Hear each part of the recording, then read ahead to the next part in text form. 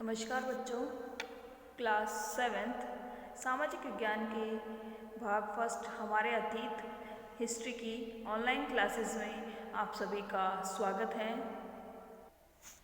हाँ तो बेटा, आज हम पढ़ने जा रहे हैं एनसीईआरटी बुक का चैप्टर नंबर 6 नगर, व्यापारी और शिल्पी जन। ठीक है बेटा, इससे पहले वाले पार्ट नंबर 5 शासक और इमारतें, उसमें हमने भारत में कुछ प्रसिद्ध मुगलों द्वारा बनाई गई इमारतों के बारे में पढ़ा था, जिनमें कुतुब मीनार, ताजमहल, हुमायूं का मकबरा, इन सब के बारे में पढ़ा था। तो आज चलते हैं हम नगरों में किस प्रकार के व्यापारी थे और व्यापारी द्वारा किस तरह की व्यापार किया जाता था और कौन कौन सी शिल्प कलाएं थी जो वो प्रसिद्ध थी। चलते हैं पाठ की तरफ। एक मध्ययुगीन नगर की यात्रा पर आया कोई व्यक्ति या फिर यात्री उस नगर के बारे में कैसी आशंकाएं रखता होगा, यह बात इस पर निर्भर करती है कि वह नगर किस प्रकार का है।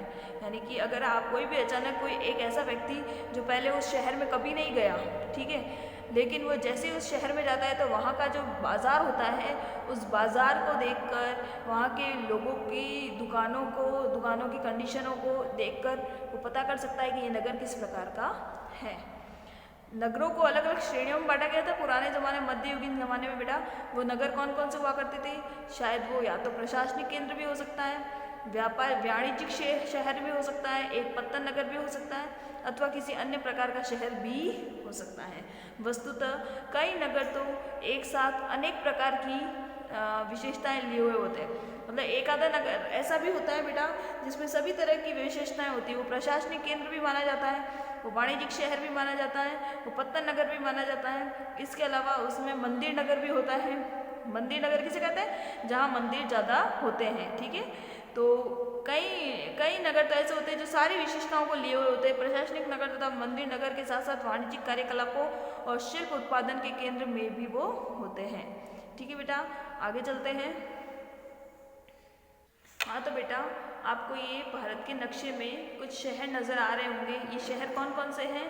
ये उस समय के प्रसिद्ध शहरों के बारे में बताया गया है कि मुर्शिदाबाद, कलकत्ता, पुष्कर बहुत फेमस था, मतलब प्रशासनिक क्षेत्र में भी, धार्मिक नगर के स्थान से भी वो फेमस था। अजमेर ख्वाजा मोइनुद्दीन चिश्ती की दरगाह की वजह से प्रसिद्ध था। इसके अलावा अहमदाबाद, सूरत, ये कपड़ा उद्योग, इन सब के उद्योगों की वजह से फेमस था। बीजापुर, गोलकुंडा के बाज़ार बहुत अच्छे थे, सब तरह की चीज़ें वहाँ उपस्थित हुआ करती थी। इस वजह से ये जो उस समय मध्ययुगीन भारत के समय में जो प्रसिद्ध नगर माने जाते थे, उनके फोटो दिए गए हैं। प्रशासनिक केंद्र बारे में बेटा हमने चैप्टर नंबर 2 में, वैसे जब चोल वंश के द्वारा पढ़ा था तो उसमें बताया था। तो चोल वंश की राजधानी कौन सी थी? तंजावुर जो चोल वंश की राजधानी थी, वो राजधानी एक प्रशासनिक केंद्र का ही भाग था। उसके बारे में हम पढ़ेंगे बेटा। हम अपनी कल्पना के घोड़े पर सवार होकर आज चोल वंश की जो राजाओं की जो राजधानी हुआ करती थी तंजावुर, वहाँ चलते हैं और वहाँ की हकीकत को देखते हैं। 1000 वर्ष पहले की यात्रा पर चल रहे हैं अपन। ठीक है, आगे चलते हैं। वर्ष 12 महीने बहने वाली कावेरी नदी इस सुंदर नगर के पास बहती है। राजा राज चोल द्वारा निर्मित राजराजेश्वर मंदिर की घंटियां बजती हुई सुनाई देती हैं। लोग नगर के वास्तुकार कुंजर मल्लन, राज पेरुथचंद की वास्तुकला की प्रशंसा करते हुए नहीं थकते हैं। बेटा तो ये जो कुंजर मल्लन था, ये तंजावुर जो नगर था, उस तंजावुर नगर का एक वास्तुकार माना जाता है। ये बहुत प्रसिद्ध वास्तुकार था, लोग इसके प्रशंसा करते हुए नहीं थकते। हमें इस वास्तुकार का नाम इसलिए पता है क्योंकि उसने गर्व से अपना नाम मंदिर की दीवार पे उत्कीर्ण किया था। यानी अपनी इच्छा से उसने अपना नाम प्रसिद्धि हेतु मंदिर की दीवार पे खुदवा दिया था। मंदिर के भीतर एक विशाल शिवलिंग स्थापित है। एक आपको पता है कि राजराजेश्वर जो मंदिर था वो शिव जी की मंदिर था। इसके अलावा इस मंदिर के अलावा नगर के अनेक राजमहल, जिसमें कई मंडप बने हुए हैं। राजा लोग जो है वो उन मंडपों में अपना दरबार लगाते थे। जैसा कि बेटा मैंने आपको बताया कि जो मंदिर है वो मंदिर 3 भागों में बांटा हुआ है। एक तो प्रवेश द्वार, फिर उसका महामंडप, बीच वाला पोर्शन महामंडप कहलाता है, और जहाँ भगवान की मूर्ति रखी जाती है, उसे गर्भगृह माना जाता है। तो जो राज मंडप होता है वहाँ पे राजा अपना दरबार भी लगाते हैं, यहीं से वे अपने अधीनस्थों के लिए आदेश जारी करते हैं। नगर में सैन्य शिविर के भी बने हैं। नगर उन बाजारों की हलचल को भरा हुआ है जहाँ अनाज, मसाले, कपड़ों और आभूषणों की बिक्री हो रही है।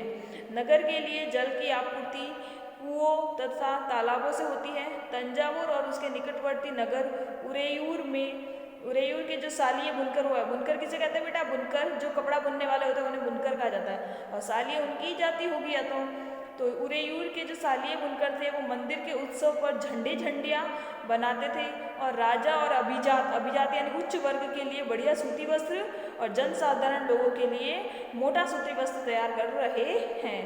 यहाँ से कुछ दूर एक स्वामी मलाई की स्थपति अथवा मूर्तिकार उत्तम कांस्य से मूर्तियाँ और लंबे सुंदर घंटा धातु के द्वीप बना रहे हैं। अब आप कहेंगे मैम ये घंटा धातु क्या है? ये घंटा धातु एक मिश्रित धातु है जो कि दो धातु से मिलकर बनी हुई है, और इसका उपयोग घंटियों वाले दीपक या घंटी बनाने के लिए किया जाता है। इस वजह से इसका नाम घंटा धातु रखा गया है। अब आगे चलते हैं। तंजावुर एक मंदिर नगर में भी माना जाता है। मंदिर नगर और तीर्थ केंद्र के बारे में पढ़ रहे बेटा, तो जो तंजावुर जिसमें प्रशासनिक केंद्र के बारे में हमने इसको पढ़ा, तो वो तंजावुर मंदिर नगर का भी एक उदाहरण माना जाता है। मंदिर नगर नगरीकरण का एक अत्यंत महत्वपूर्ण प्रतिरूप प्रस्तुत करते हैं। नगरीकरण नगरों के विकास की प्रक्रिया है। मंदिर अक्सर समाज और अर्थव्यवस्था दोनों के लिए ही अत्यंत महत्वपूर्ण होते थे। शासक विभिन्न देवी देवताओं के प्रति अपनी भक्ति भाव दर्शाने के लिए मंदिर बनाते थे। वे मंदिरों को भूमि एवं धन अनुदान में देते थे, जिनकी आय से धार्मिक अनुष्ठान विधि विधान से संपन्न किए जाते थे। तीर्थयात्रियों तथा पुरोहित पंडितों को भोजन कराया जाता था और पर्वोत्सव मनाए जाते थे। मंदिर के दर्शनार्थी भी दान दक्षिणा करते थे। ठीक है बेटा, बड़े बड़े लोग जिनके पास पैसे हुआ करते थे, सेठ हुआ करते थे, जो वो तो दान करते ही थे, लेकिन कोई जो दर्शनार्थी दर्शन हेतु आता था वे भी दान दक्षिणा देते थे। हाँ तो बेटा आपने देखा है ना कि सुंदर शिल्प कलाएं, उसके अंतर्गत बेटा इस तरह की मूर्तियाँ वहाँ तंजावुर में बनाई जाती थी। ये लुप्त मोम तकनीक के द्वारा बनाई जाती थी। अब ये लुप्त मोम तकनीक क्या होती है उसके बारे में अभी हम पढ़ेंगे। ठीक है, कांसा घंटा और लुप्त मोम तकनीक। ठीक है, देखिए कांसा एक मिश्र धातु होती है जो तांबे और रागे के मेल से बनती है। घंटा धातु में रागे का अनुपात किसी भी अन्य किस्म के कांसे से अधिक होता है। यह घंटे जैसी ध्वनि उत्पन्न करता है। ये घंटे जैसी ध्वनि उत्पन्न करता है, इसी वजह से इस धातु को घंटा धातु कहते हैं। और ये मतलब ये किसका होता है? ये तांबे और रागे के मिश्रण, मतलब कांसा जो होता है वो तांबे और रागे का मिश्रण होता है, और जो घंटा धातु होता है वो रागा और कांसे का मिश्रण होता है, जिसमें रागे का अनुपात ज़्यादा होता है। ठीक है, आगे चलिए। चोलकालीन जो समय था उसमें कांसे की मूर्तियाँ बनाई जाती थी, वो लुप्त मोम तकनीक द्वारा बनाई जाती थी। ठीक है, अब आप कहेंगे लुप्त मोम तकनीक क्या है, तो उसके बारे में पढ़ लेते हैं। सर्वप्रथम प्रविधि के अनुसार यानी कि विधि के अनुसार सर्वप्रथम मोम की एक प्रतिमा बनाई जाती है। ठीक है, सबसे पहले मोम का एक पुतला बनाया जाएगा, फिर उस पुतले के ऊपर चिकनी मिट्टी पूरी तरीके से उस पर लीप दी जाती है। ठीक है, लीपने के बाद उसे सूखने के लिए छोड़ दिया जाता है। जब वह पूरी तरीके से सूख जाती है तो उसे गर्म किया जाता है। किसे? उस मूर्ति को। अब आपको पता है मिट्टी तो कभी गर्म होती नहीं है, जलती भी नहीं है, तो इसको गर्म करने से मिट्टी को तो कोई नुकसान नहीं पहुँचेगा। लेकिन मिट्टी के अंदर क्या था? मोम था, तो मोम को तो नुकसान पहुँचेगा, मोम तो पिघलेगा, तो पिघल के बाहर आने की कोशिश करेगा। तो इस कारण जो मिट्टी का आवरण होता है उसमें एक छोटा सा छेद कर दिया जाता है, तो उस छेद के रास्ते से सारा पिघला हुआ मोम बाहर निकल आता है और केवल चिकनी मिट्टी का एक खाली सांचा ही उसके अंदर रह जाता है। खाली सांचा नजर आता है, अंदर से वो खोखला होता है। अब उसी छेद के रास्ते से पिघली हुई धातु जो होती है उसको भर दिया जाता है। उस धातु को, पिघली हुई धातु को उस छेद से भर दिया जाता है। जब वह धातु ठंडी होकर ठोस बन जाती है तब उस चिकनी मिट्टी के आवरण को सावधानीपूर्वक उस पर से हटा दिया जाता है और फिर वो जो निकली हुई प्रतिमा है उसको घिसकर साफ करके चमका दिया जाता है। इस तरीके से लुप्तमोम तकनीक द्वारा ये विधि द्वारा ये मूर्तियां बनाई जाती है। मंदिर के कार्यकर्ता मंदिर के धन का व्यापार एवं साहूकार को लगाते हैं। शनै शनै समय के साथ साथ बड़ी संख्या में पुरोहित, पुजारी, कामगार, शिल्पी, व्यापारी आदि मंदिर तथा उसके दर्शनार्थियों एवं तीर्थयात्रियों की आवश्यकताओं को पूरा करने के लिए मंदिर के आसपास बसते हुए इस प्रकार मंदिर नगरों का विकास होता है। समझ में आ गया बेटा? मंदिर में जो भी कर्मचारी काम करने वाले होते हैं, जिसमें बहुत सारे लोग भी होते हैं, जिसमें पुरोहित होते हैं, कामगार होते हैं, शिल्प कलाएं करने वाले होते हैं, व्यापारी भी होते हैं वहाँ पे दुकानें खोलने वाले। इसके अलावा लगभग जो दर्शनार्थी होते हैं, तीर्थयात्री होते हैं, वो ऐसा करते हैं, वो उस मंदिर के आसपास ही रहना शुरू कर देते हैं, हमेशा के लिए वहीं बस जाते हैं और इस तरीके से धीरे धीरे वहाँ पे भीड़ मतलब लोगों का निवास शुरू हो जाता है, आबादी प्रारंभ हो जाती है और वही मंदिर नगर बन जाता है। इसी रीति में मंदिरों के चारों ओर अनेक नगरों का आविर्भाव हुआ है। अब आपको पता है मंदिरों के चारों ओर बहुत सारे ऐसे नगर है जो मंदिरों के पास बसे हुए हैं। जैसे मध्य प्रदेश का बिल्ल स्वामी जी का मंदिर यानी कि बिलसा और विदिशा का है और गुजरात का सोमनाथ मंदिर। कुछ अन्य महत्वपूर्ण मंदिर जैसे कि मंदिर नगर जैसे तमिलनाडु के कांचीपुरम में, मदुरई में और आंध्र प्रदेश के तिरुपति में। समझ में आ गया? तिरुपति तो नाम सुना होगा, कांचीपुरम भी सुना होगा, मदुरई भी सुना होगा। ये सारे मंदिर नगरों के नाम से प्रसिद्ध है। ठीक है, तीर्थ स्थल भी यहाँ धीरे धीरे नगरों के रूप में विकसित हो गए हैं। वृंदावन में तीर्थ स्थल जो होते हैं जहाँ लोग घूमने जाते हैं वो भी मंदिर नगर बन गए। जैसे वृंदावन में कृष्ण भगवान के दर्शन के लिए जाते हैं उत्तर प्रदेश में, तो वो भी बहुत बड़ा शहर बन चुका है वृंदावन और वहाँ बाजार बहुत ही अच्छा बाजार लगा हुआ है। आप बहुत सारी वस्तुएं वहाँ से खरीद सकते हैं। तिरुवंतमलाई जो कि तमिलनाडु में है, ऐसे नगरों के दो उदाहरण हैं। अजमेर जो राजस्थान का है 12वीं शताब्दी में चौहान राजाओं की राजधानी हुआ करता था। आपको पता है अजमेर में कौन से राजा थे? पृथ्वीराज चौहान, और उनकी वो राजधानी हुआ करती थी। धीरे धीरे जब मुगलों ने उन पर आक्रमण किया तो फिर भी मुगलों का भी सूबा उसी को बनाया जाता था, मुख्यालय उसी को बना दिया जाता। किसको? अजमेर को। फिर धीरे धीरे यह नगर धार्मिक सह अस्तित्व का एक उत्कृष्ट उदाहरण बन गया। उदाहरण अंडरलाइन कीजिएगा, क्योंकि यहाँ पे सुप्रसिद्ध सूफी संत ख्वाजा मोइनुद्दीन चिश्ती की दरगाह बन गई। ठीक है, दरगाह थी और मुस्लिम लोग भी उनको दर्शन के लिए आते थे, हिंदू लोग भी दर्शन के लिए आते हैं। वहाँ पे एक पुष्कर घाट भी है, ब्रह्मा जी का मंदिर भी है। तो कहने का मतलब ये कि वो एक धार्मिक सह अस्तित्व केंद्र बन गया था, सभी धर्मों के लिए अस्तित्व का केंद्र बन गया था। यहाँ 12वीं शताब्दी में बसे गए और उनके दर्शनार्थी एवं श्रद्धालु सभी पंथों मतों के हुआ करते थे। अजमेर के पास ही पुष्कर सरोवर है जहाँ प्राचीन काल से ही तीर्थयात्री आते रहे हैं। आगे चलते हैं। छोटे नगरों के संजाल। छोटे नगरों का कौन सा संजाल है उसके बारे में पढ़ेंगे। 8वीं शताब्दी से ही उपमहाद्वीप में अनेकों छोटे छोटे नगरों का संजाल सा बिछने लगा था। संभव है कि उनका प्रादुर्भाव बड़े बड़े गांवों से हुआ था, मतलब बड़े बड़े गांव टूट टूट के छोटे छोटे गांवों में बट गए थे। उनमें आमतौर पे एक मंडपिका शब्द का अर्थ क्या होता है बेटा? मंडी। मंडी आप सुना है? बाजार जहाँ सब्जी बेची जाती है वगैरह सब, तो वहाँ मंडी लगी हुई होती थी जहाँ आसपास के गांव वाले लोग अपनी उपज बेचने के लिए आते हैं। आपको पता है जो अपनी खेती का जो भी बचता है, जैसे भिंडी अगर किसी की ज़्यादा बिकती है तो वो बेचने के लिए मंडी में जाता है। सुबह सुबह मंडी खुलती है 5 बजे, है ना। तो वो जो गांव के आसपास के जितने भी लोग हुआ करते वो उपज बेचने के लिए वहाँ आते थे। उसमें ऐसी गलियाँ थी जहाँ दुकानें एवं बाजार जैसे कि हट यानी हाट कहा जाता था। इसके अलावा भिन्न भिन्न प्रकार के कारीगरों तथा शिल्पियों जैसे कि कुम्हारों, तेलियों, शक्कर बनाने वालों, ताड़ी बनाने वालों, सुनारों, लोहारों, पत्थर तोड़ने वालों आदि के अलग अलग बाजार होते थे।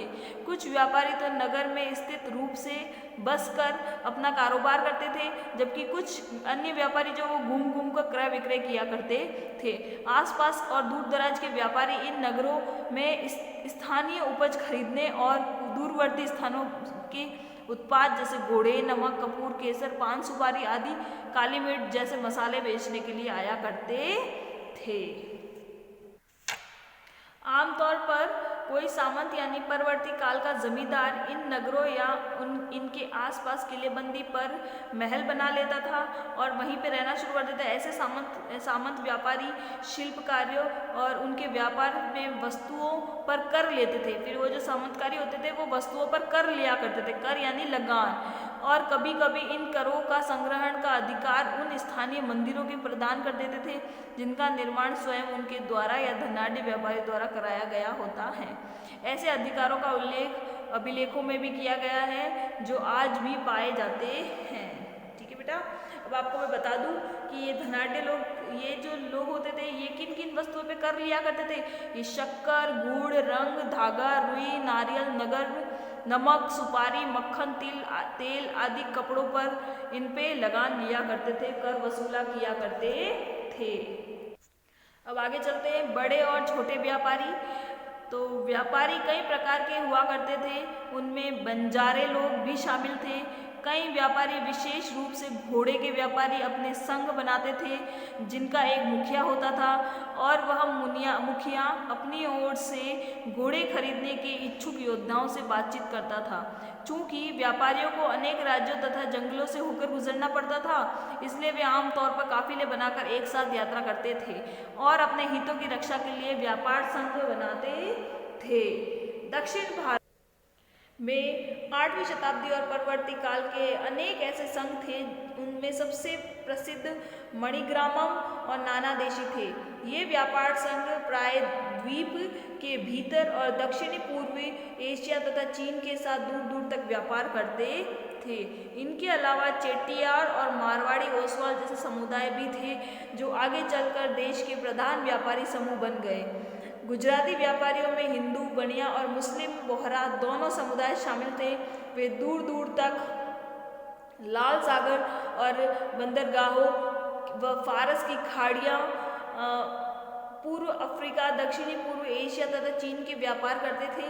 वे इन पत्तनों के कपड़ों और मसाले बेचते थे और बदले में अफ्रीका से सोना और हाथी दांत एवं दक्षिण पूर्वी एशिया और चीन से मसाले, टिन, मिट्टी व नीले बर्तन, चांदी आदि लाते थे।